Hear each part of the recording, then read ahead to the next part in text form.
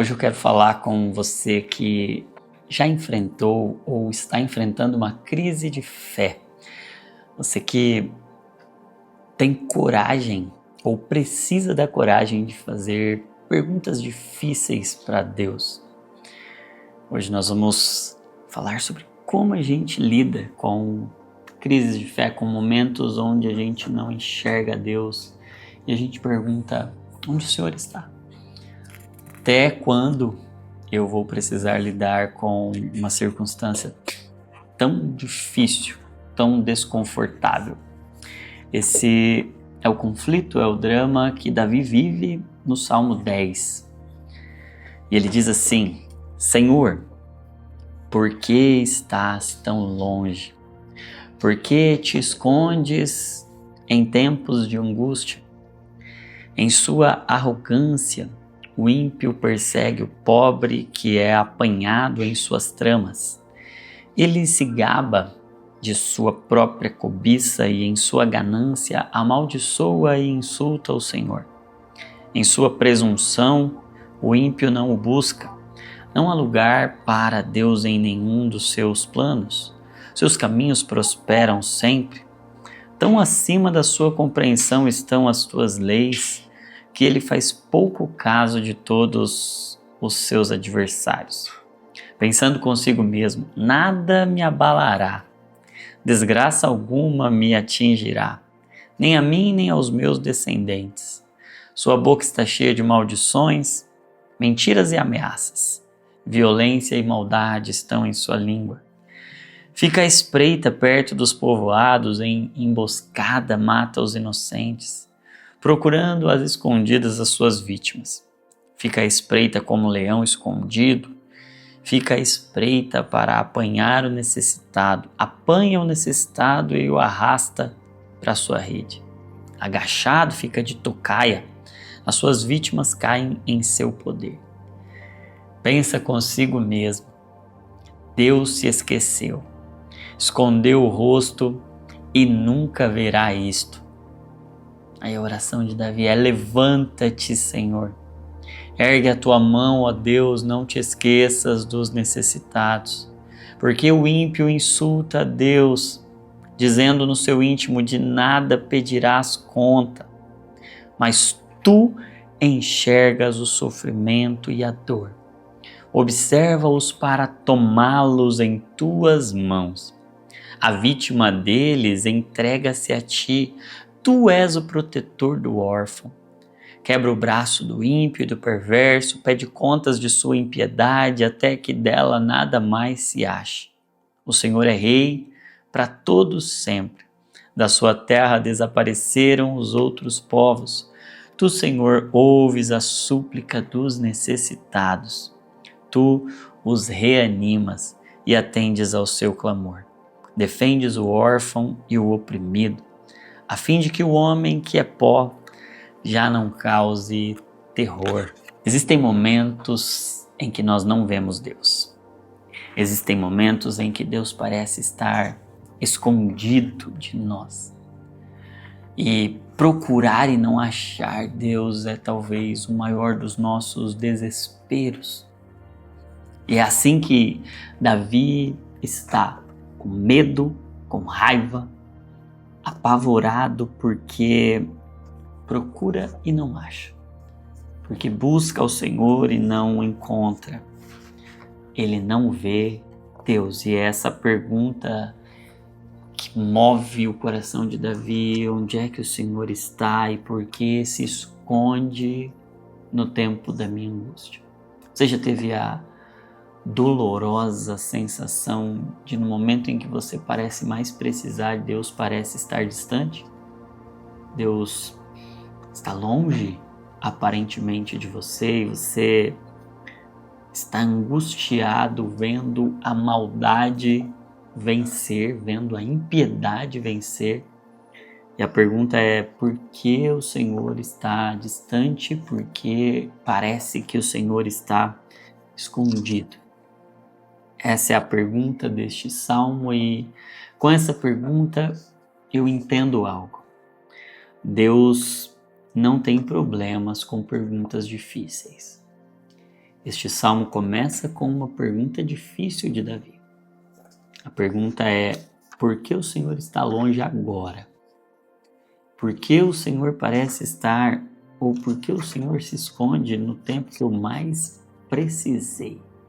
Eu quero falar com você que passou, está passando por isso, que no momento de angústia, de dor, de medo, de angústia profunda na alma, parece que não acha Deus.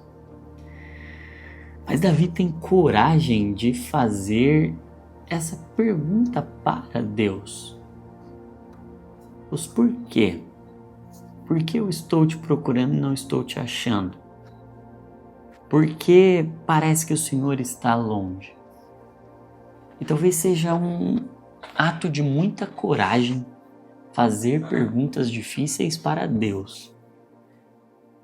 Mas é justamente a coragem de fazer perguntas para Deus que vai nos dar a possibilidade de encarar os momentos mais difíceis e as maiores crises que nós passaremos. Quem tem coragem de fazer perguntas difíceis para Deus vai entrar no ambiente das respostas mais profundas de Deus. Foi o que João Batista experimentou, uma profunda crise de fé. Ele, quando está preso e o Senhor está distante, ele, decepcionado, manda os seus discípulos perguntarem a Jesus: és tu mesmo? Ou a gente tem que esperar outro? E esse João Batista é o João Batista que disse: eis aí, Cordeiro de Deus que tira o pecado do mundo. É aquele que recebe revelação de Deus, e não apenas a revelação espiritual de Deus, mas ele, quando está batizando Jesus, ele ouve uma voz audível do Pai dizendo: é este aí. É este o meu Filho amado, em quem eu tenho muito prazer. É o João Batista que diz: eu não sou digno de desatar as sandálias. Convém que ele cresça e que eu diminua.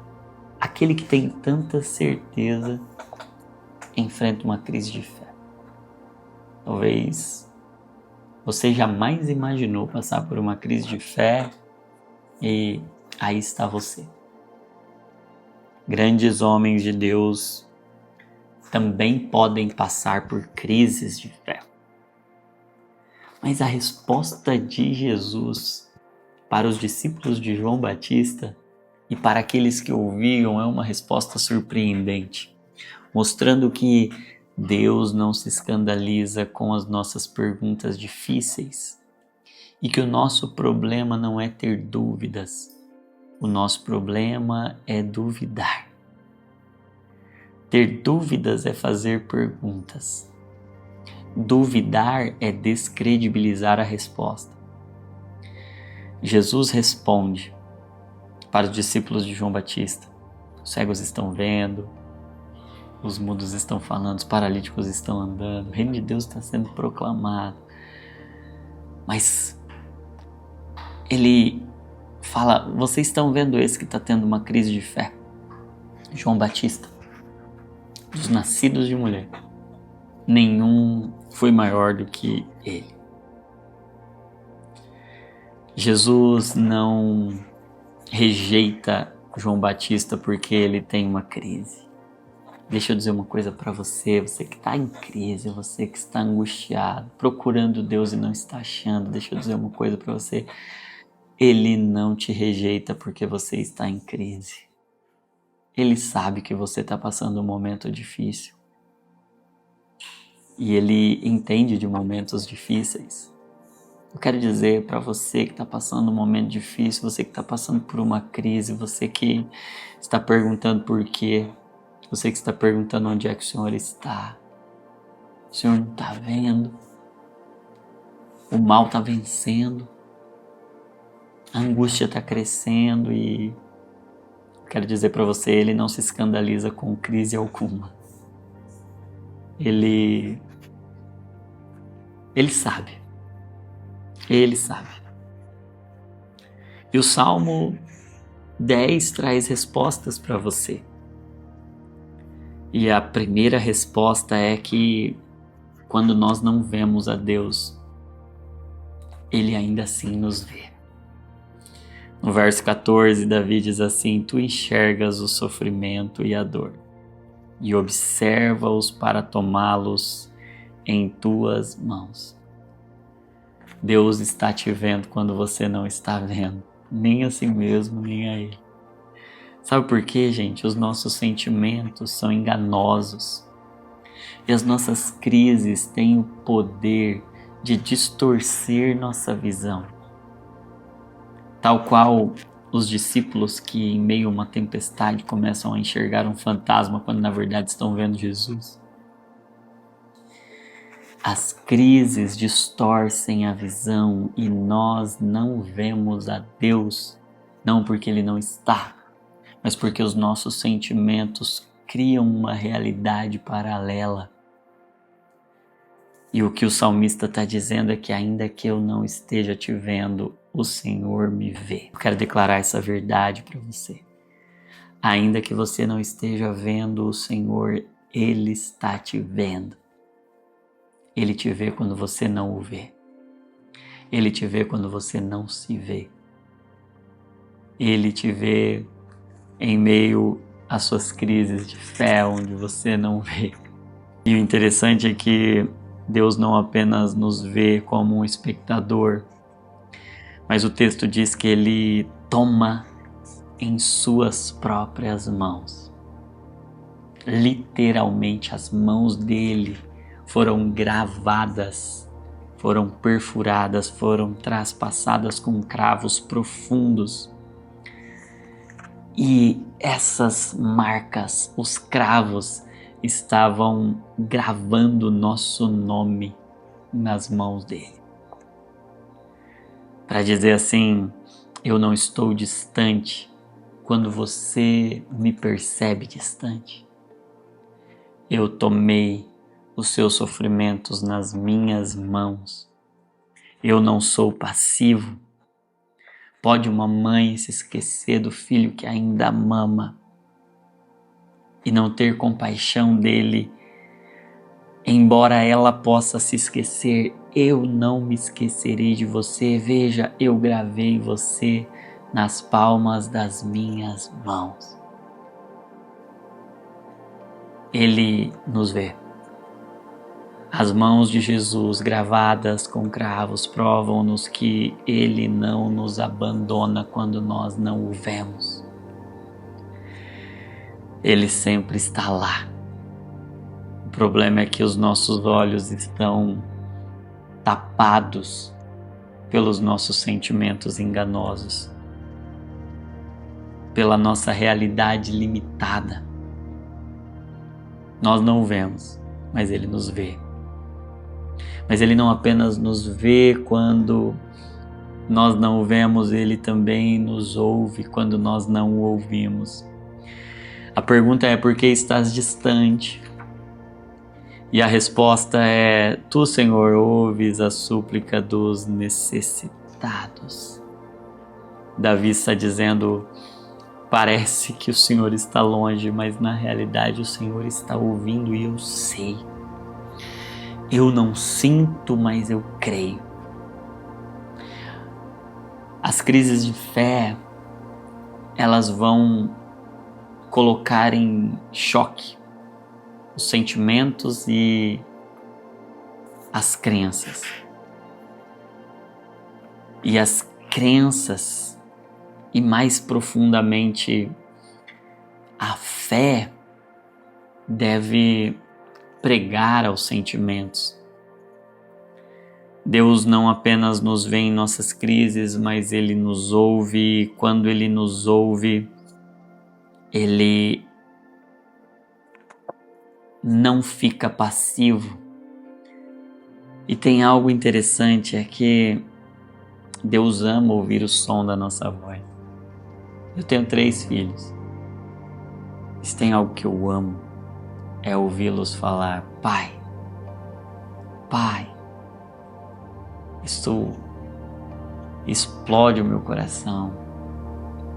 Eu amo ouvir o som dos meus filhos, eu amo o timbre da voz, eu amo o sotaque, eu amo cada pedacinho da voz deles e o Senhor ouve e Ele quer ouvir o som da nossa voz, Ele nos ouve ainda quando nós não o ouvimos. Mas Ele não apenas nos ouve, a terceira parte diz que Ele nos reanima. E eu gosto desse termo reanimar porque durante a minha formação, durante a minha caminhada na medicina, a gente usa esse termo reanimação quando alguém está morto, parou o coração, parada cardiorrespiratória, a gente vai lá fazer procedimentos de reanimação ou de ressuscitação. Massagem cardíaca, ventilação mecânica, uso de drogas vasoativas, tudo isso para tentar dar vida ao que morreu, para tentar reanimar. E o fato é que quando nós estamos morrendo em meio às nossas crises, o Senhor intervém. Até os mais fortes, os jovens, podem se cansar. Isaías vai nos dizer isso. Até os jovens se cansam, se fatigam, mas os que esperam no Senhor, eles são reanimados. Eles renovam as suas forças. Mesmo quando nós não vemos, Ele nos vê. Mesmo quando nós não ouvimos, Ele nos ouve. E mesmo quando nós não temos mais força alguma, Ele nos reanima. O Senhor está te vendo hoje. E Ele quer ouvir a sua oração. Ainda que seja uma oração cheia de perguntas difíceis. Porque Ele vai te reanimar hoje. Você que estava morto espiritualmente vai ressuscitar hoje. Talvez só tenha força para chorar. As perguntas não conseguem nem ser elaboradas em frases. É uma alma cheia de dúvidas. Mas aquele que nos vê está vendo.